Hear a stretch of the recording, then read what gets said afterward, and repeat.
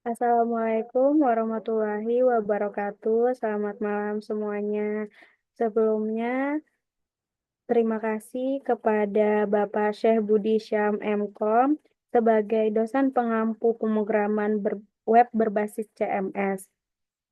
Di sini saya kelompok 8 akan mempresentasikan cara menyusun konten website.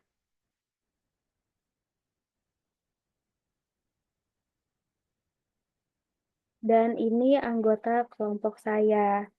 Yang pertama ada Arwanda, Amwalika Agnia, Dinda Ramadhani, Fauziatun Hafiza, Naila Heldawati, saya sendiri sebagai moderator pada malam ini, dan Nur Yasmin Syahila, dan yang terakhir Siti Nursifa. Selanjutnya di sini ada pengertian website. Sebelum masuk ke pengertian website yang ada di PPT ini, saya akan menambahkan sedikit. Pasti di antara kita semua sudah pernah membuka sebuah website yang langsung membuat kita tertarik atau malah bingung dengan tampilannya. Nah, di hari ini, malam ini, kelompok saya akan membahas bagaimana sebuah website itu tidak hanya menjadi alat informasi, tetapi juga pengalaman digital yang berkesan. Apalagi di era digital kita sekarang saat ini, website telah menjadi hal yang tidak asing lagi kita dengar, karena pastinya komunikasi yang sangat penting bagi berbagai kalangan termasuk individu, perusahaan, dan organisasi akan sangat memudahkan jika ada website. Dan konten website yang baik dan menarik, banyak perhatian masyarakat juga dapat mendukung kita dalam lebih kreatif dan inovatif. Tidak hanya itu, website juga berperan dalam menyampaikan informasi dengan jelas dan tepat sasaran. Oleh karena itu, kemampuan untuk menyusun konten website menjadi keterampilan yang sangat dibutuhkan, khususnya bagi mahasiswa yang mempelajari pemrograman web dan CMS.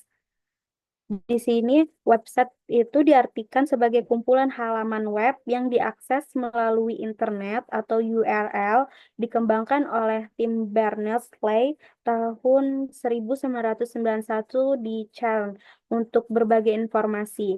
Komponen utamanya yaitu ada HTML, struktur halaman, CSS, tampilan halaman, dan JavaScript yaitu interaktivitas. Baik, selanjutnya ada macam-macam website yang akan dijelaskan oleh rekan saya.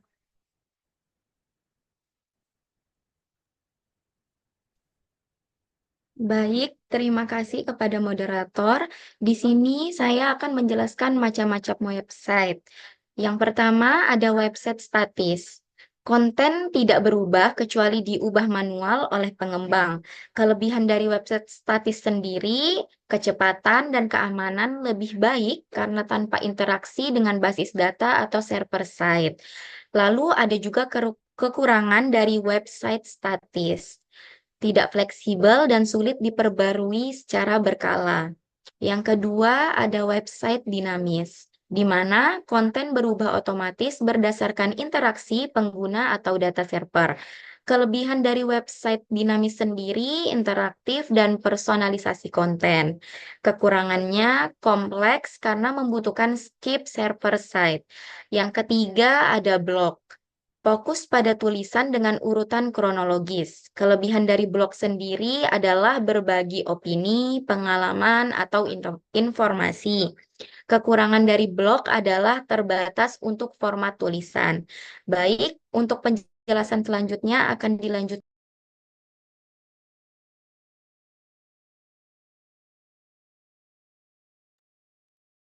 Baik, terima kasih Lika. Saya akan menjelaskan macam-macam website yang keempat dan yang kelima.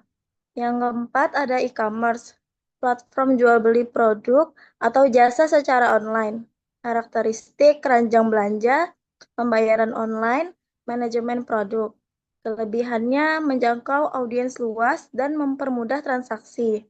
Untuk kekurangannya sendiri, membutuhkan pengelolaan dan sistem keamanan yang kompleks.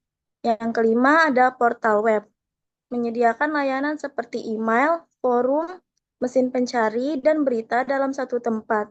Kelebihannya mengintegrasikan berbagai layanan untuk akses mudah. Kekurangannya kompleks dalam pengelolaan. Yang dimaksudkan kompleks dalam pengelolaan yaitu pengelolaan teknis dan pembaruan setiap layanan membutuhkan sumber daya yang besar, baik dari sisi waktu, biaya, maupun tenaga ahli. Untuk penjelasan selanjutnya akan disampaikan oleh teman saya. Baik, di sini ada cara menyusun konten website yang akan dijelaskan oleh tiga rekan saya. Baik, terima kasih moderator. Ini saya akan menjelaskan cara menyusun konten website. Yang pertama, ada menentukan target pembaca, yaitu ada analisis demografi, gunakan survei atau kuesioner untuk mengumpulkan data tentang usia, jenis kelamin, dan lokasi pembaca. Buat profil pembaca ideal yang mencakup usia, pendidikan, minat, dan gaya hidup. Lakukan riset pasar, pelajari buku-buku serupa, dan analisis siapa yang membaca mereka. Gunakan forum dan komunitas online untuk mendapatkan wawasan lebih lanjut. Yang kedua, menentukan topik menarik. Gunakan alat riset, manfaatkan Google Trends dan media sosial untuk menemukan topik yang sedang tren. Tanya audiens, lakukan polling di media sosial untuk mengetahui topik apa yang paling menarik bagi mereka. Perhatikan ulasan. Baca ulasan buku atau artikel serupa untuk memahami apa yang disukai atau tidak disukai oleh pembaca. Yang ketiga, sediakan isi yang informatif dan berkualitas. Riset mendalam, gunakan sumber terpercaya untuk mengumpulkan data dan fakta yang akurat. Struktur dengan baik, gunakan subjudul, poin-poin, dan paragraf pendek untuk memudahkan pembaca mencerna informasi. Sertakan contoh nyata, beri contoh atau studi kasus untuk memperjelas informasi yang disampaikan. Itu saja dari saya, selanjutnya akan dijelaskan oleh rekan saya. Baik, selanjutnya saya Dinda Ramadhani. Di sini saya akan melanjutkan cara menyusun konten website. Yang keempat yaitu ada pakai nama domain murah dan judul unik. Poin pertama, pilih nama domain yang relevan. Pastikan nama domain mencerminkan isi konten dan mudah diingat. Lalu poin kedua ada membuat judul yang menarik.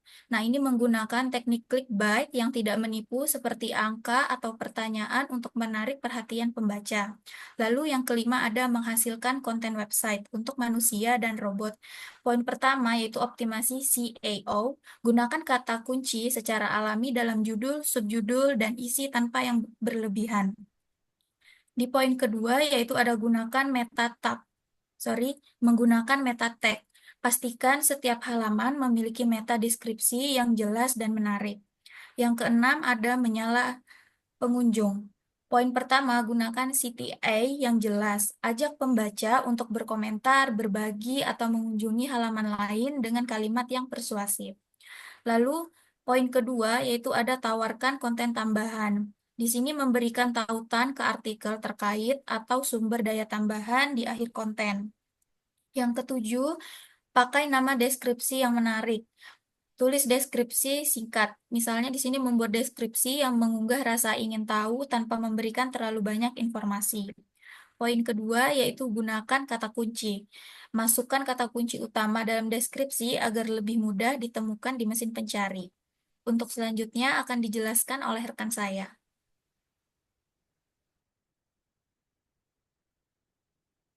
Baik, terima kasih. Di sini saya akan melanjutkan materi mengenai cara menyusun konten website. Yang kedelapan ada sisipkan link referensi. Di poin pertama ada link ke sumber terpercaya.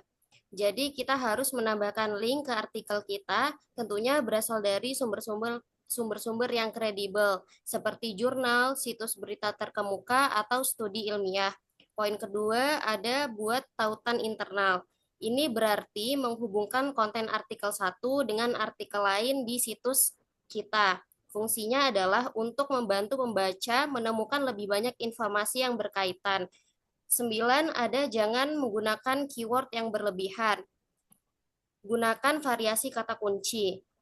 Jadi menggunakan variasi kata kunci tentang bagaimana cara menggunakan kata kunci yang lebih bervariasi.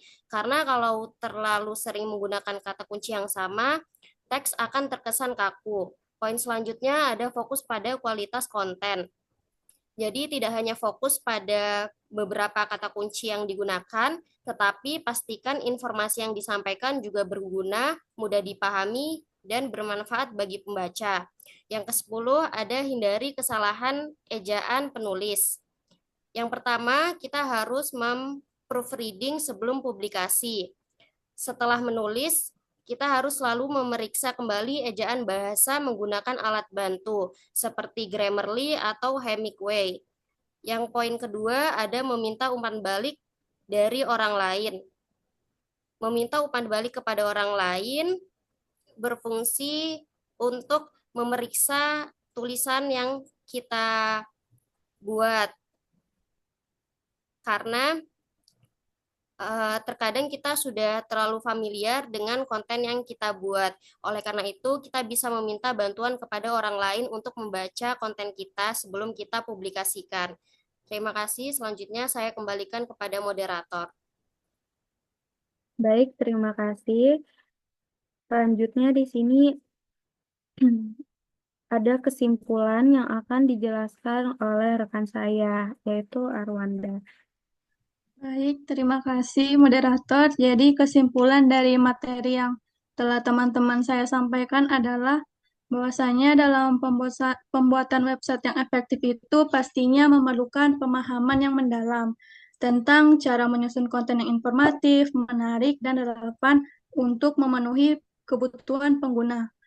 Nah, proses ini juga tentunya mencangkup berbagai langkah seperti menentukan target pembaca melalui analisis demokrasi dan preferensi audiens, serta memilih topik yang sesuai dengan tren. Jadi sebelum kita membuat konten itu, kita lihat dulu tren apa sih yang sedang lagi ramai gitu di kalangan pada saat itu. Seperti contohnya kalau misalnya yang lagi ramai itu tentang kesehatan mental, nah ya udah kita itu buat kontennya yang berkaitan dengan kesehatan mental itu. Dengan cara itu kita atau konten kita itu bisa lebih banyak gitu loh yang ngeliat, yang kunjungin. Serta yang terakhir ada menyusun struktur konten yang jelas dan terorganisasi. Sekian dari saya kembalikan kepada moderator.